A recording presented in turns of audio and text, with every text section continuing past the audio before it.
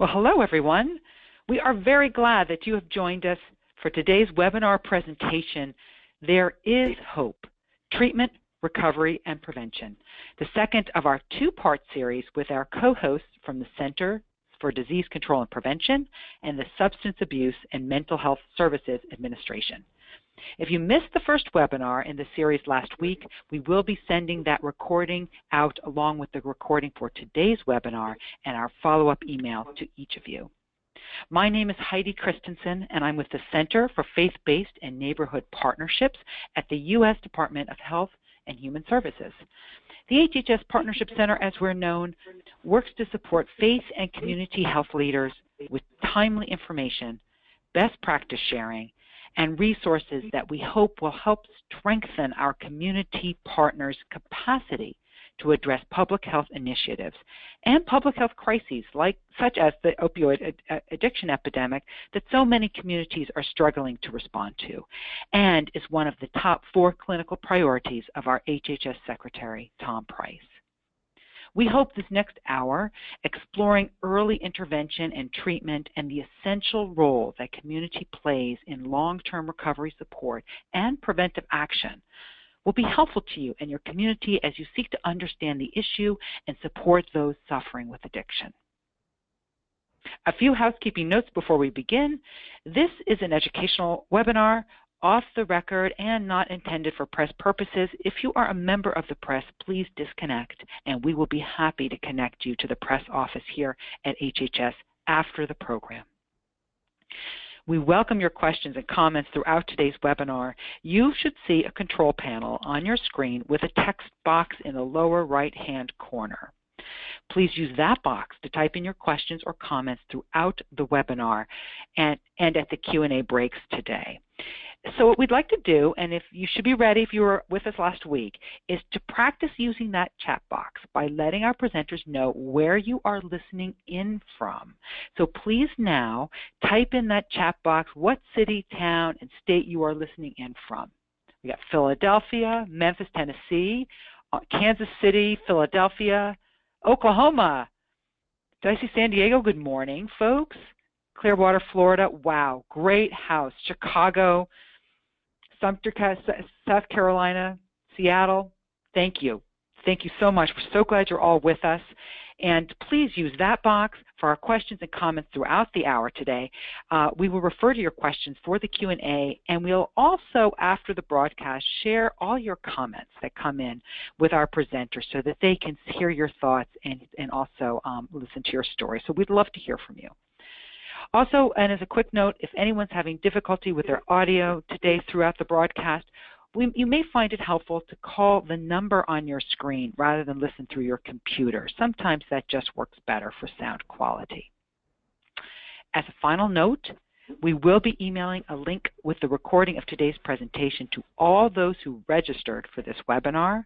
We will also be sending a link to the recording of last week's Part 1 of this two-part series, a copy of the Partnership Center's newly released Practical Toolkit for Faith and Community Leaders in the Face of the Opioid Crisis, and we will be sending information for a live stream event happening September 27th during National Recovery Month, and I'll say much more about that later in the webcast. Before we turn to today's presentation, I would like to honor, and introduce our new director here at the Center for Faith-Based and Neighborhood Partnerships, Shannon Royce, and have her offer a few words of welcome. Shannon? Thank you, Heidi. I appreciate your leadership on this program. I do want to share a welcome with all of our guests. We're so happy that you've joined us on this critical issue that's touching communities around our nation. As you probably know, we're a small team here at the center, and so we rely on department expertise, subject matter experts like our guests today to equip our community leaders with the information they need to strengthen their efforts in the field. So we're grateful today to welcome our partners at the CDC and SAMHSA, who are representing their agencies today. Sarah Patterson is joining us, and Dr. Campo Piano. I hope I said that right. We'll let her introduce if I need correction there. We're especially grateful for all of you who are leading efforts in your communities to touch the lives of those who are touched by these issues. So welcome. We're grateful for your presence with us today. Well, thank you, Shannon. We are so very glad to have you here at the center and leading our efforts and strengthening our partnerships here throughout the country. Thank you so much. Well, on to today's presentation. During the second of our two-part series, our subject matter experts that Shannon had mentioned from the Centers for Disease Control and Prevention, we call the CDC, and the Substance Abuse and Mental Health Services Administration, SAMHSA, will review what is important to know about treatment and recovery and how the community can support persons and families affected by drug addiction. They'll also explore the impact of adverse childhood experiences on the development of substance use disorders and how upstream preventive action can restore hope and a brighter and healthier future to generations to come. So we've got a lot to cover today, and let's get started. First, we'll hear from Dr. Melinda Campopiano, who is the medical officer for the Center for Substance Abuse Treatment at SAMHSA. She is a physician in family medicine and has worked in both primary care and addiction medicine and with patients using medication-assisted treatment, and so has frontline experience with those seeking and sustaining recovery. She will then be followed by Sarah Patterson, the Associate Director for Policy at the National Center for Injury Prevention and Control at the CDC. Sarah oversees health policy partnership and has a background working on prevention issues during her time with the Kids Public Education and Policy Project for the Ounce of Prevention Fund in Chicago. Melinda and Sarah, we are so very grateful for your participation today and eager to hear from you. Melinda, I believe it's your turn this week to start us off. Indeed it is. And let me see if I can take over the screen here. So good afternoon and good morning to all of you not in the East. It's a great pleasure to be back with you this week. This topic that we're asked to cover today is about treatment and recovery. So without further ado, what I am going to, let's see, there we go, I'm going to try to answer the following questions today. Basically, what is recovery? How do treatment and recovery work together? Why is medication important in the treatment of opioid use disorder? And what about pregnant and parenting women? So let's get started. What is recovery? I'm going to pick up where I left off last week with SAMHSA's definition of recovery. Recovery is not an event. It's a process of change through which individuals improve their health and wellness, live a self-directed life, and strive to reach their full potential. And recovery happens across a variety of domains. It includes your personal health and well-being, home, having a purpose, and community. Now, how can we, there we go. How can we help that person who's seeking recovery? Well, it starts by being aware of how recovery starts and is sustained. Recovery emerges from hope. It is person-driven, meaning the individual seeking recovery has to define their own path and the rate at which they travel it. Not everybody does things in the same order or follows necessarily the same steps. Recovery is holistic, so it's not just about yourself, it's about how you live your life and interact with other people. And recovery, this is absolutely essential, is supported by peers and allies such as us. So what's important for peers and allies to understand is that recovery requires supportive relationships and social networks. It involves not just the individual and that individual's family, but a strong community and a sense of responsibility for one another's well-being. Recovery is based on hope, as I mentioned, but sustaining it requires respect for oneself and respect from others. So that's a lofty concept. So I'm going to try to move into the next bit here where we talk about some more concrete actions and talk a little bit about how treatment, as a health delivery system, can work with individuals and communities seeking recovery. How does that happen? Well, this is the diagram that we produced for you to help you think about making that more general process of recovery sort of more concrete. So recovery will usually start with prevention or self-protection type activities. And I'll mention, next I'll be going into some examples of what happens along this continuum, and then we have an entire presentation on prevention coming up. So people start wanting to protect their health and then go into risk reduction or changing unhealthy behaviors towards healthier behaviors, and then really and truly building the recovery network and engaging in a future of recovery, and then maintaining that state of healthier, engaged, hopeful, respectful living. Now, you'll notice in this picture the word treatment does not appear, and that's because treatment has a place throughout this continuum based on the needs of the individual. Some people need to enter treatment early, back here where it's a prevention intervention for them. Some people, it's their first step towards adopting healthier behaviors. Other people have been struggling with behavior change and use treatment as a way to engage in a more sustained recovery process. And other people need ongoing treatment engagement to maintain their recovery status. So let's unpack this just a little bit, and I'm going to introduce the concept of medication. We only have medication for opioid use disorder and alcohol use disorder, and in both cases they're quite underused. So pharmacotherapy does not bring about recovery. It supports recovery. It can be a bridge to recovery. You can't get hope from a pill or a shot, nor can you get respect or learn responsibility from those things. So to be of maximum benefit, pharmacotherapy should be accompanied with evidence-based behavioral therapies, case management, which I think of as kind of logistical support in a way, and recovery support services provided by peers and allies. Recovery can be very much, advanced by having examples from people who have achieved recovery and learning, avoiding pitfalls, for example, and learning effective strategies for sustaining recovery from people who have been there.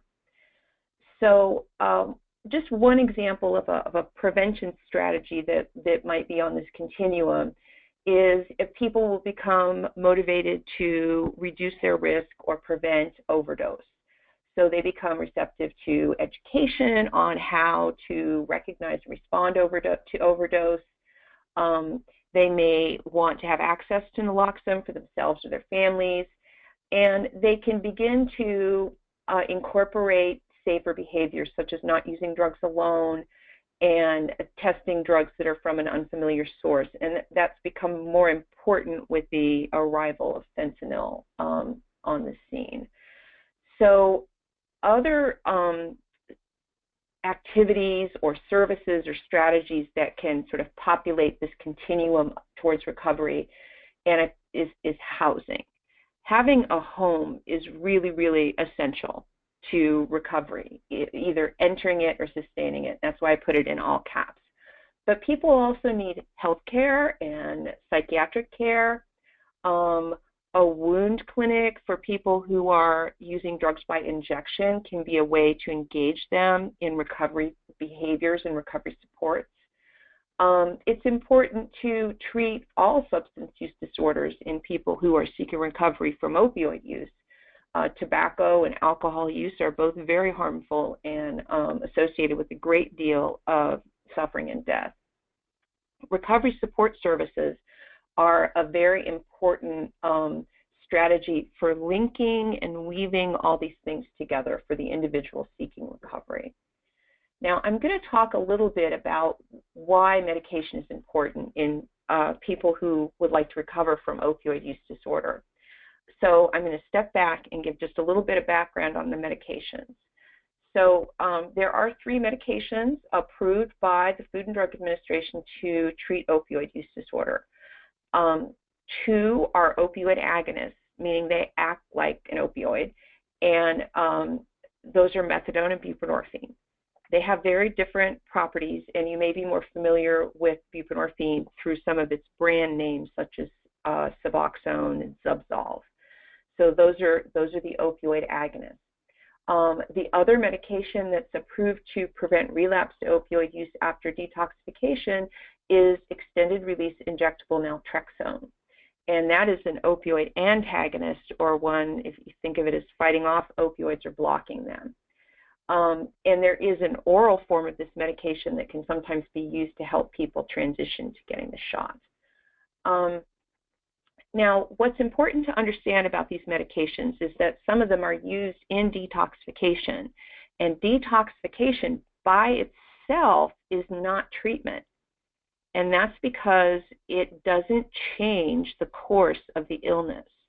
It is an important step for many people, people who wish to come off of medication, people who prefer to be treated with extended-release injectable naltrexone, or have adequate support to try sustaining their recovery without medication, need detoxification services. But we have to be realistic and understand that detoxification does not change the underlying illness. So it's an important service, but it's not treatment. Now, what do we know about what medication can do for people? So remember our continuum where we have prevention, risk reduction, engagement, retention. So medication, there's extensive evidence based on research that shows that, in particular, methadone and buprenorphine, or Suboxone, reduce all-cause mortality. So it may reduce the likelihood of death as much as half. So it reduces death from overdose, but it reduces all-cause mortality, meaning death from, say, liver disease, death from trauma. It also reduces HIV risk. It improves adherence to medical treatment, which can be very important if somebody has diabetes, for example, at the same times that they need to treat, or they need to comply with psychiatric medications. It improves social function, so you have better parent, better caregiver, better employee, decreases criminal behavior, and decreases drug use of other substances. Now, the evidence base for these benefits is based on research done with methadone and buprenorphine, but medication selection needs to be based on individual preference, and to the extent that extended-release injectable naltrexone sustains abstinence, it's reasonable to infer that these benefits would accrue to a person who chooses that form of medication as well, especially if they're getting behavioral help at the same time. Now, it's important that these medications be provided in a recovery-oriented manner. And what that means is you don't punish people for relapsing. You don't take away their treatment because they have symptoms of the disease that you're supposed to be treating. It means including peers in recovery support services and providing care in a setting and in a manner that does not re-traumatize people or make them feel punished for their illness. It's very important that the behavioral therapies that are provided with medication or to people who don't receive medication are evidence-based and effective in the treatment of opioid use disorder. And there's a link here to a NIDA document that can tell you more about what's involved with these specific therapies. But these are 3 that are of benefit to people with opioid use disorder. There's contingency management, which provides motivational incentives for positive behaviors. There's the community reinforcement approach that provides vouchers for compliance with the program requirements. And there's 12-step facilitation that uses elements of peer and mutual aid groups, the 12-step programs, but with a professional counselor facilitating and helping people work the program. Now, keep in mind that some people with opioid use disorder also have other substance use disorder for which there may be other effective behavioral interventions. So you shouldn't necessarily exclude other behaviors, but these are the ones that are best studied for opioid use disorder. Now, this is a complicated area because unfortunately, with the sort of demographic shift among people who use opioids and have opioid use disorder, we see a lot more women now than ever before, and young women who are in their childbearing years. So what should be happening? How do you know if the young women in your community who are pregnant or parenting are getting effective and appropriate care to promote a healthy pregnancy and the best outcome for the baby? Well, recommendations from SAMHSA and from the American College of Obstetricians and Gynecologists, and among others, the World Health Organization as well, recommend that opioid use disorder in pregnancy be treated with an opioid agonist. So that's one of those first medications I mentioned, buprenorphine or methadone. Access to treatment should be easy and widely available. Geographic barriers and time constraints can be really, really intensified for pregnant women who may have other small children to take care of. So easy access to medication, behavioral therapy, recovery support, and social support. It's also very important that women receive treatment for tobacco and alcohol use disorders. Both of these substances are extremely toxic to the developing fetus and are associated with poor outcomes, developmental problems, and tobacco actually makes neonatal abstinence syndrome worse. The other thing that needs to happen is education for the mom and parents about neonatal abstinence syndrome. If you were pregnant and your baby had a likelihood of having an illness at birth, chances are you would get handouts and literature, you would meet with a nurse, you might have a class. You would be very well prepared to deal with your baby's illness when it's born. And we need this to happen for women whose babies are at risk of neonatal abstinence syndrome. And this runs counter to a lot of people's perceptions, but breastfeeding is actually very, very beneficial to the substance-exposed infant. And moms who are on medication and stable otherwise should be encouraged to breastfeed. Now, a couple of things that I won't go into in as much detail is that, at the time of labor and delivery and in the hospital, babies have better outcomes and shorter hospital stays if there's a protocol used to screen and assess the newborn at risk for neonatal abstinence syndrome. Non-pharmacologic measures need to be maximized. So that's like keeping mother and baby in the same room or rooming in, breastfeeding, quiet, dim environment. Those are all things that can reduce the use of medication and shorten the stay. And again, breastfeeding can reduce the use of medication in a baby that is at risk for or experiences neonatal abstinence syndrome, and shorten the baby's hospital stay. Now, we should be just about to the end here, so I hope I haven't covered this too fast. But once the baby is born and ready for discharge, there are really very sensible but evidence-based interventions that can help that infant develop normally and have a healthy future. And that can be home visitation, home nurse, recovery support, services in the home, and peers who have parented a substance-exposed child, for example. Early intervention services. This is like formal development and health assessment programs that are available to infants in most communities. Social work to help with case management and support effective parenting. And the other thing that is important and might be something that you can support in your community is having a pediatrician become the champion of support and care for substance-exposed babies and those babies who experienced or were treated for neonatal abstinence syndrome. It's very important that an experienced healthcare professional who's knowledgeable about these problems be accessible to the family and not far away in some larger community or at some referral center. So this is an important but simple thing. Now, that is the information that I wanted to cover for you today, and I thank you very much for your attention. Here is my email if I can be of any further assistance, and I can hand it back to Heidi. To Heidi, yeah. I got it. Okay, super.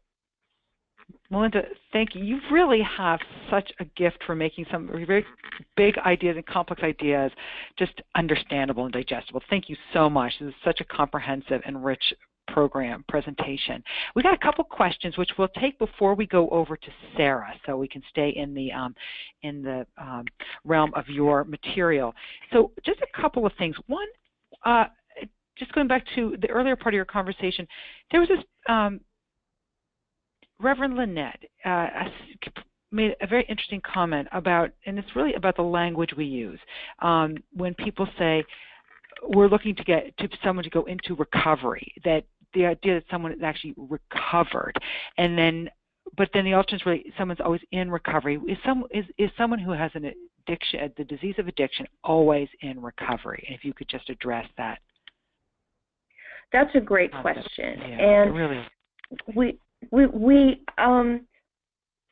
I think it's safe to say that a person who has substance use disorder and enters recovery would identify themselves as still being in recovery, even if that recovery has been sustained for a decade, 2 decades, a long time.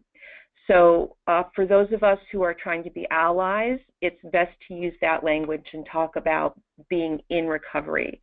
And this helps people who are seeking recovery by reinforcing that it is a process, it is a path. It's not a door and it's not a task or an event.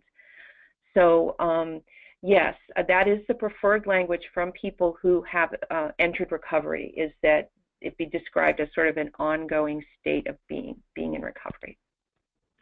That's terrific. Thank you. And I think related to that, we've got several questions, and you covered this, but maybe if you could just revisit it, the idea that a medication-assisted treatment is that bridge, that pharmacotherapy to other behavioral change and support groups, but that relationship between what does it look like if someone's in a 12-step program, that is that it's not, they go together rather than being adverse processes.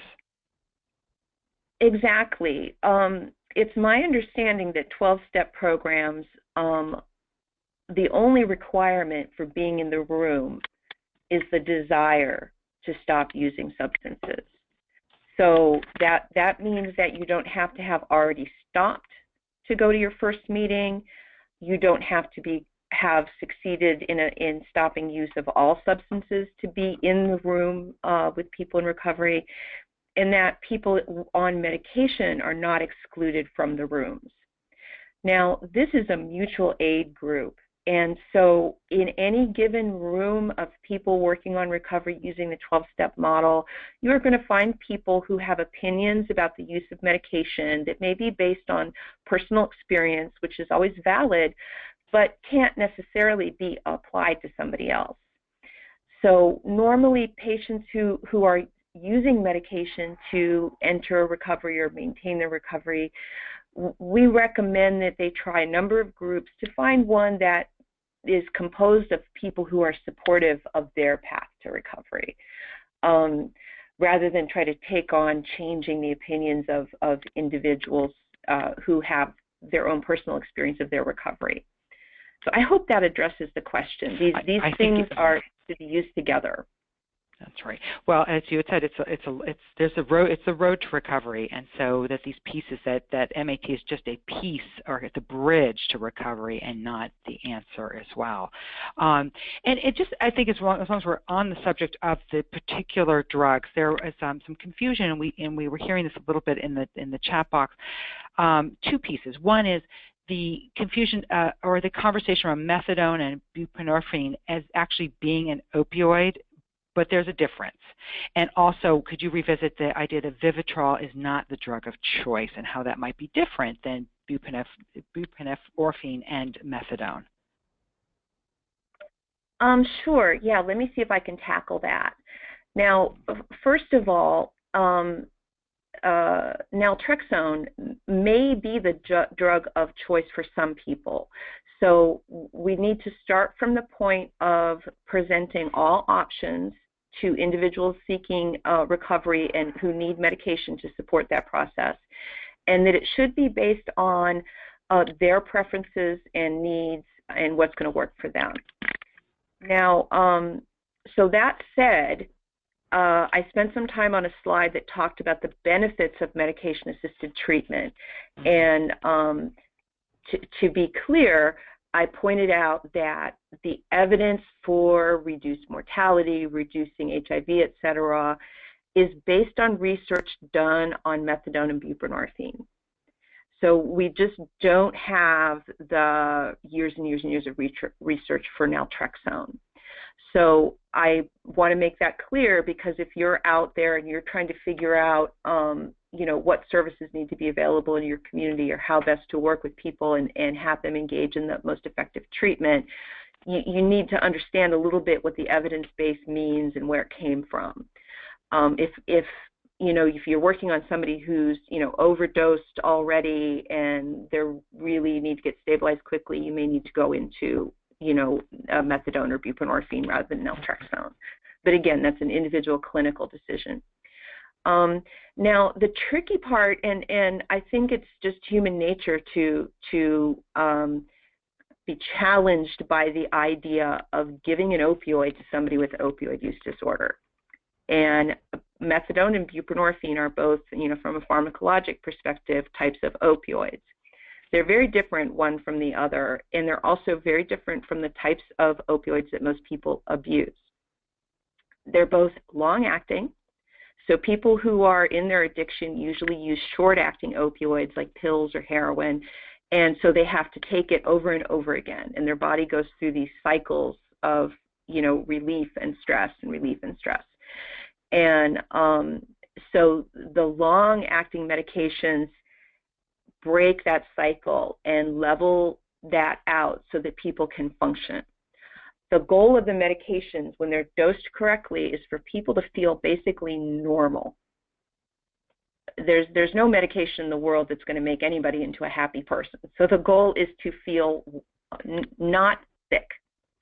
And at the right dose, both of these medications can block the effects of other opioids, because basically your little receptors in your brain that you've made very sensitive to opioids are all occupied and busy, if you will, with the medication that you're taking. So if you slip up and use something, that drug either can't affect or it has very little kind of a muted effect on the person. So it's not so reinforcing.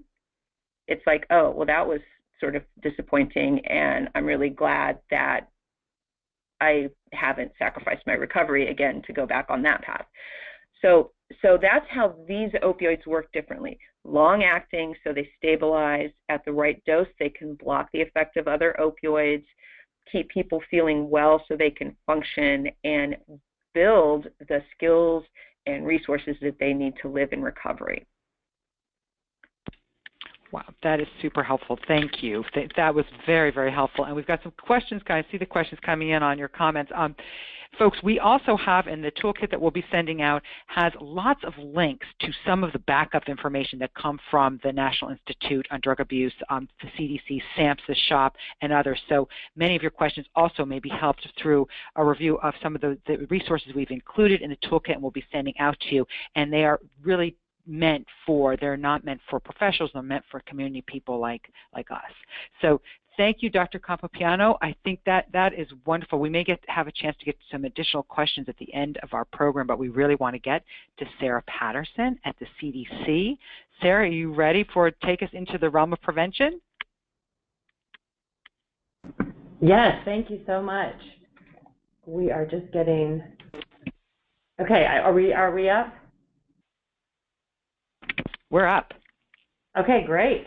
Well, hi, everyone. Thanks again for letting us join you all today to talk about this crisis. It's such an important issue, and I feel like we could have, one-hour session a week for several weeks talking about this with you all, because it's just such a big issue. On the last call, I walked through where we are in this epidemic, and for those who missed that, I just want to share a few quick facts to set the stage. I'm really going to focus my efforts, or my talk today, on prevention efforts and how to try to get upstream and prevent people from becoming addicted in the first place. I just want to talk for a minute about how we got where we are and what the situation looks like today.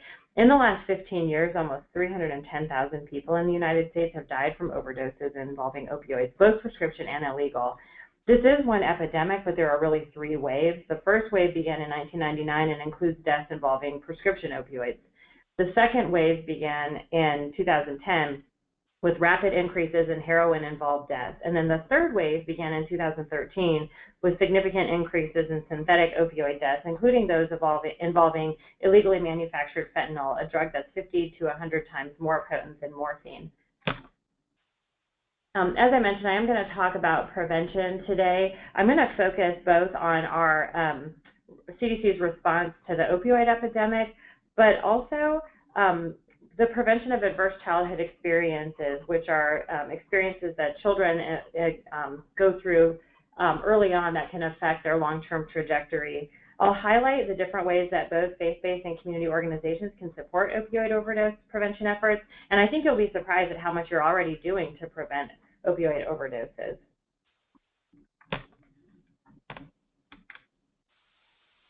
First, I'll start with our response to the epidemic. The word prevention gets thrown around quite a bit during conversations about the opioid overdose epidemic, but what does prevention really look like? And what this slide is attempting to do is show that it really depends on the group. For example, the green group on this slide, which is the group on the right, it's important to prevent opioid misuse before it even occurs. For example, having guidelines for healthcare providers to ensure safe prescribing of opioids should someone need them, or alternatives to opioids for pain treatment. In comparison, the purple group in the pyramid is people who are at the highest risk of overdose deaths. For that group, it's important for communities to have access to naloxone, the overdose reversal drug. This slide lists out just a couple of examples of prevention strategies to give you a sense of what we mean by prevention. There are more evidence-based strategies that are not listed on this slide. There are new strategies also being developed and tested every day by innovative and committed people working in communities like yours as they respond to this ever-changing epidemic. I'm going to talk for a little bit about how CDC is supporting some of that work to develop, test, and implement prevention strategies. CDC has a lot of different activities going on in this area, and there's not enough time to go into detail on everything that we do, but generally our work falls into three buckets. First, we're working to collect data on the burden of this epidemic and how it's changing. We're also working to make our data better and more timely, so people in communities like yours can use the data to drive action and make sure people get the help they need now. The second bucket is around empowering and equipping states with the resources and information they need. We're currently funding 45 states plus DC to carry out a variety of prevention efforts, including strengthening state-based prescription drug monitoring programs, implementing insurer and health system interventions, conducting evaluations to see if changes in state legislative policy and regulation are making a difference, and improving the quality and timeliness of the data, as I talked about a minute ago. We also fund rapid response projects, which give states the flexibility on a year-over-year basis to redirect and target resources to a hotspot area or an issue like fentanyl. The last bucket is our work to improve patient safety by educating healthcare providers and supplying them with the data, tools, and guidance they need. In March 2016, we published opioid prescribing guidelines to help primary care providers when prescribing opioids for chronic pain. The guideline is based on the best available evidence and is meant to ensure safe, effective pain management. It's important to note that the guideline is not a rule, regulation, or law, and it doesn't deny access to opioid pain medication. It's really meant to inform the discussions that healthcare providers have with their patients around the benefits and risks of opioid use for managing chronic pain. So how can you plug into CDC's work around tracking trends in the opioid epidemic? I encourage you to visit cdc.gov/drug overdose/data There you can access information on how the epidemic is affecting your community. And I know we talked a little bit about this last week. For example, we recently launched new online maps with information about opioid prescribing rates. The maps are interactive, equipped with the ability to zoom in and out and hover over a county or state for the prescribing rate. And you can see an example of that here on this slide. Very soon, we'll be rolling out an opioid awareness campaign specific for prescription opioids to our CDC-funded programs in the states. This campaign features first-person stories from individuals living in recovery and family members who've lost someone to prescription opioid overdose. The goal of the campaign is to increase awareness and knowledge among Americans about the risk of prescription opioids. We plan to release a suite of creative materials, including TV and radio PSAs, digital ads, billboards, and print ads to our CDC-funded state programs in the coming weeks. If you're interested, we encourage you to reach out to your state's public health department to collaborate on this campaign. The public health community cannot do this alone. Faith-based and community organizations are essential partners in spreading the word and expanding the reach of this campaign. To date, we've been heavily focused on supplying healthcare providers with resources and tools to improve patient safety. This includes developing trainings and products that will help improve communication between providers and patients about the risks and benefits of opioid therapy for chronic pain, improve the safety and effectiveness of pain treatment, and reduce the risks associated with long-term therapy, including opioid misuse, overdose, and death. We also have patient education materials like posters, fact sheets, brochures, and graphics that may be useful for your membership.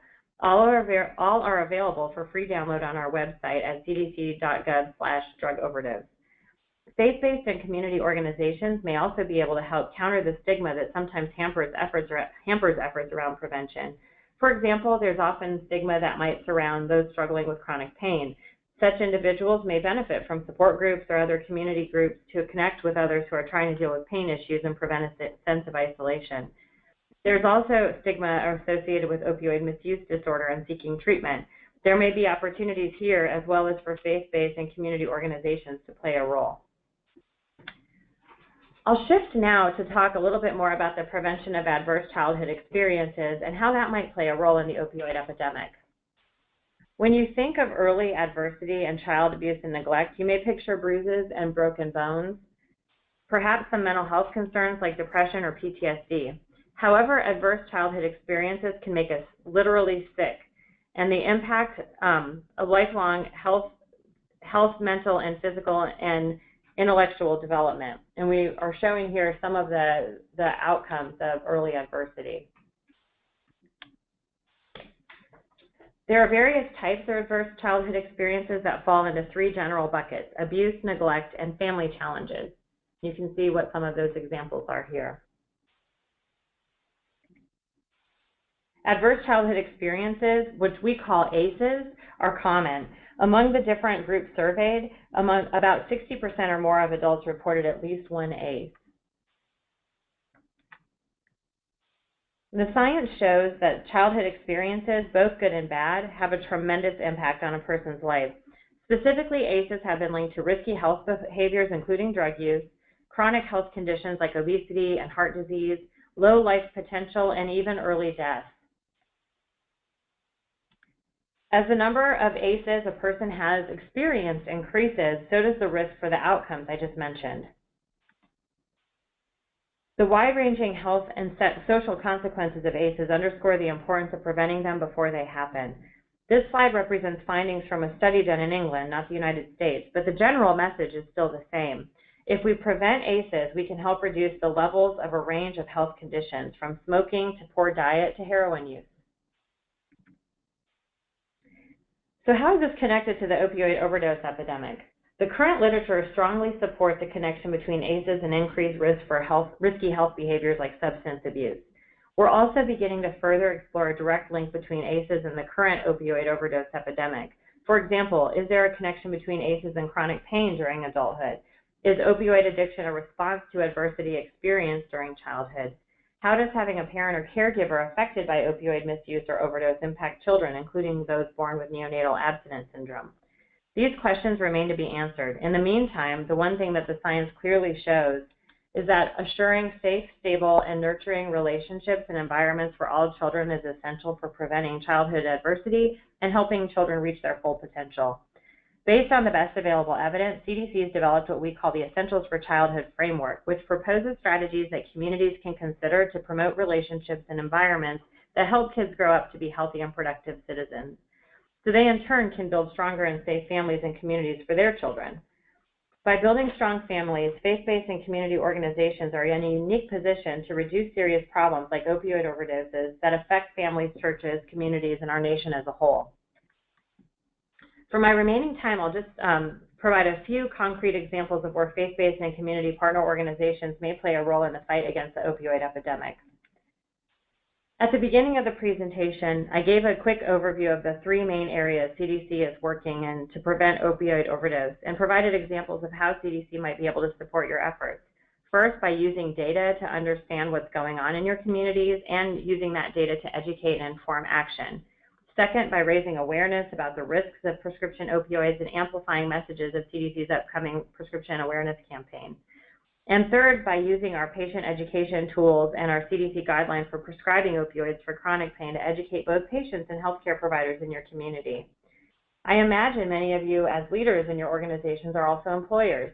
So I want to take a moment just to talk about what employers can do to support their employees.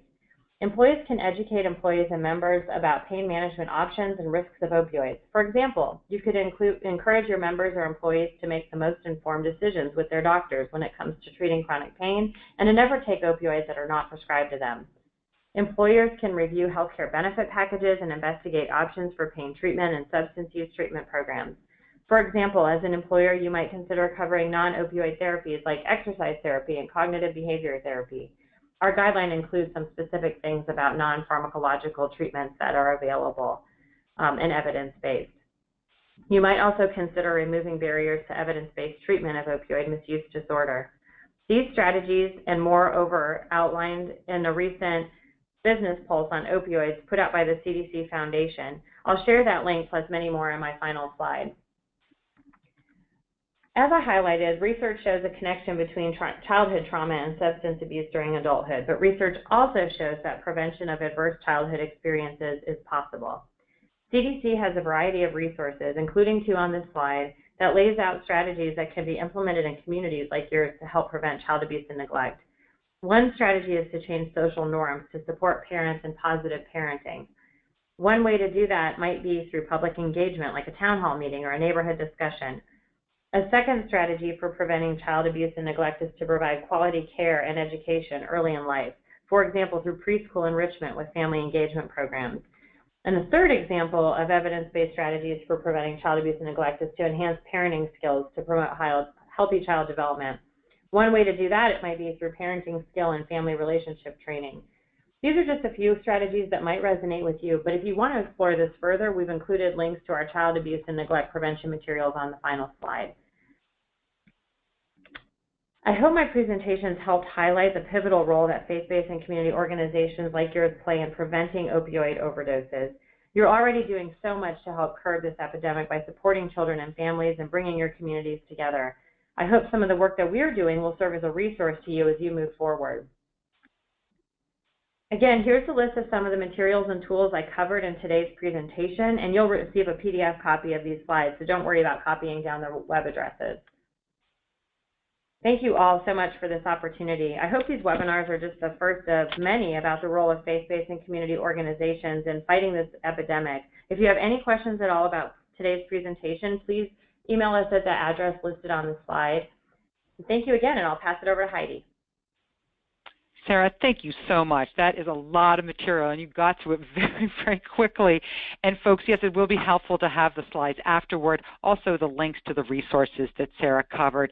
We got a lot of feedback, even in advance of this presentation, how important it was to talk about the role of adverse childhood experiences as a predisposition to substance abuse later on in life, or even the challenges to recovery.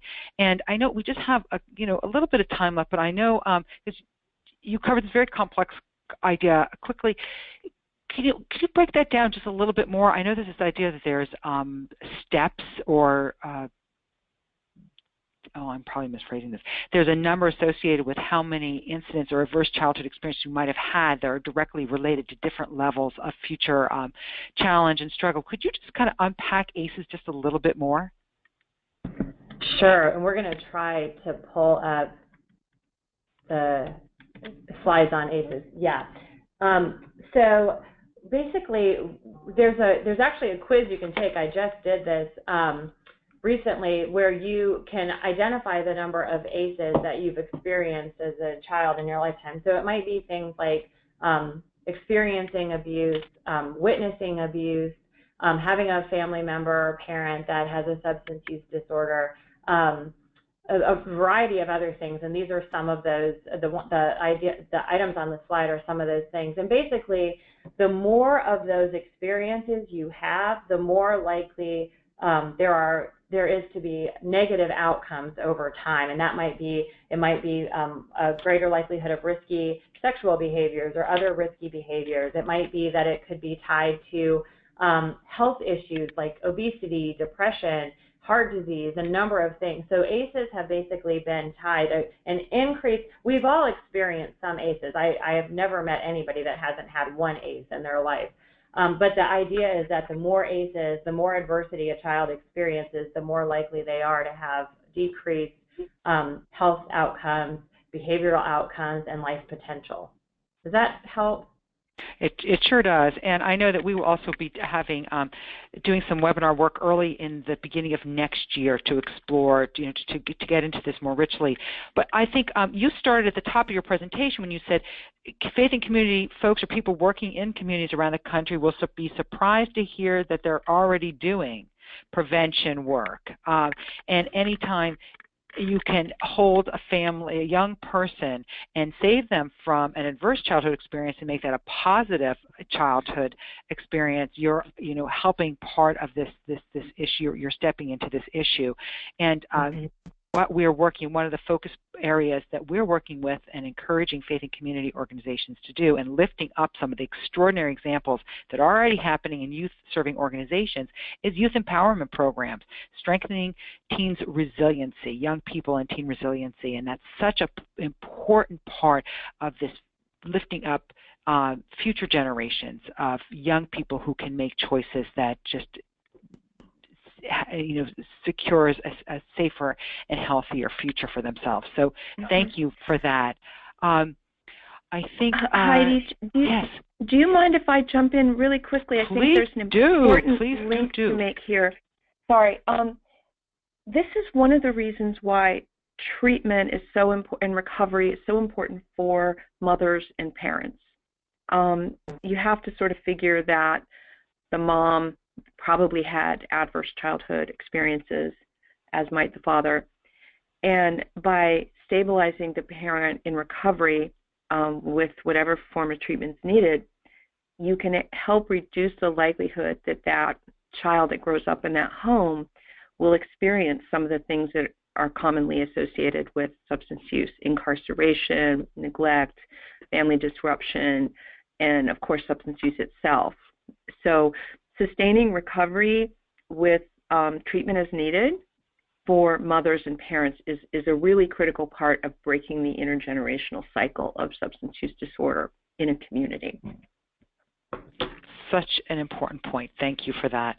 And, as long as we're going in this direction, I'm wondering if either of you would address the relationship between trauma or ACEs and/or trauma, and then how that impacts the challenges for folks in recovery, especially around triggers and things that will be that really challenges the recovery, the road to recovery, and this idea of triggers and how that's related.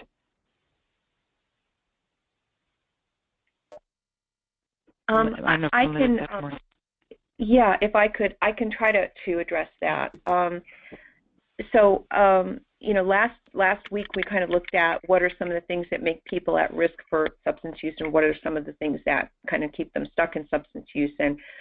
And trauma has a role in sort of both ends of that, because for some people whose daily existence is painful, substance use is a coping strategy. It's not a healthy coping strategy, but in the immediate term, faced with the option of unrelieved emotional suffering, it can be adaptive. It's a way to get through the day. So trauma, you can't go back and fix it. So you have to be aware of the ways in which it might limit people from engaging in the ways you would otherwise expect. And then we have to be really careful not to re-traumatize people with shame, with blame, with punishment related to, how quote unquote successful they are in treatment and things like that. This is an area that we as a community and as people concerned about people with substance use could do a lot better in, and it would help a lot of people. Thank you for that. Thank you. I think we have time for one more question. I think, and this could be for both of you, I know it's really that specificity that we've mentioned prevention strategies for ACEs around family engagement and parenting skills. Are there specific evidence-based programs for the teen population?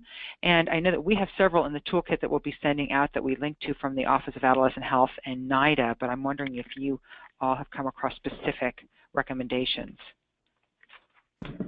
What that could look like. This is Sarah. I can start with a few just thoughts. I mentioned our technical package for child abuse and neglect. We have one of those for a variety of topics. One on child abuse and neglect, one on suicide, one on youth violence, one on intimate partner violence, and I'm forgetting one. And those technical packages sort of synthesize and collate the best available evidence of what works for each of those populations. And the child abuse and neglect one does include some school-based strategies and things that can be done among older kids, along with the youth violence technical package. And our suicide prevention technical package also has some strategies in there that are more focused on a younger population. The evidence in a lot of those areas, there's similar sort of risk factors and things that make people more protected. So in some cases, some of those policy approaches are going to cut across all of those topics. So one thing that we know is that reducing economic instability can be protective for different kinds of violence and some of these other risky behaviors.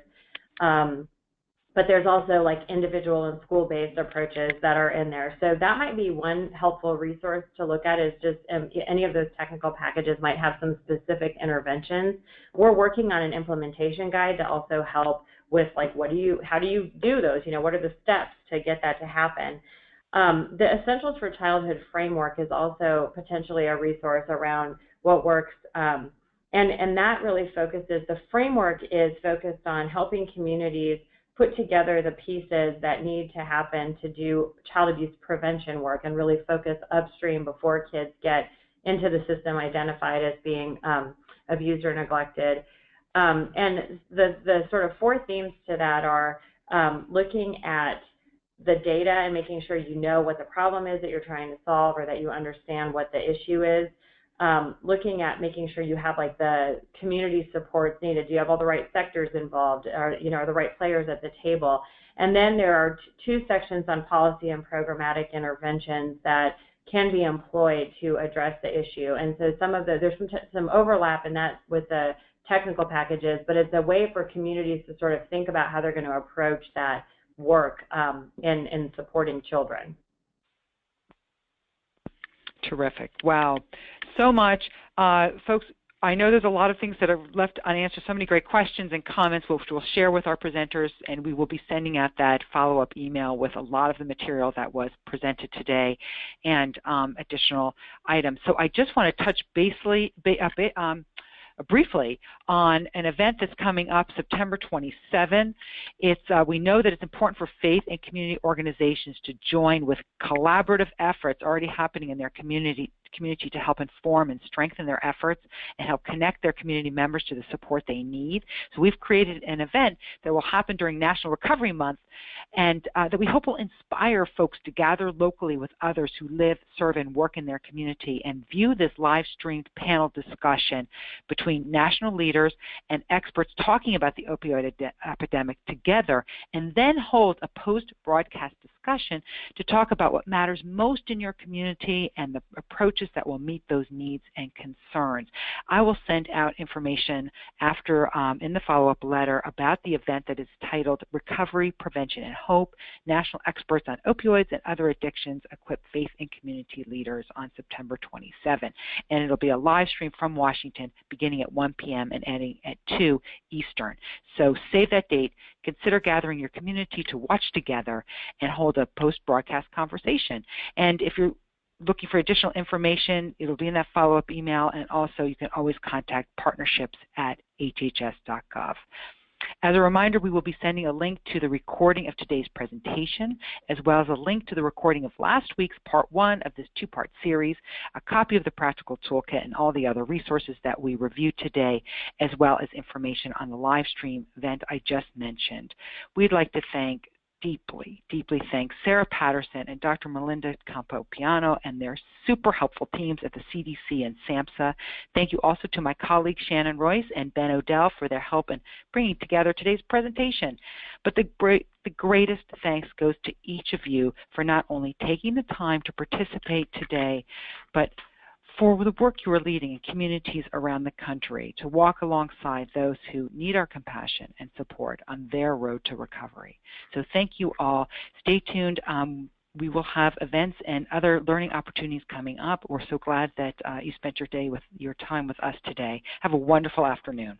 Thank you, folks.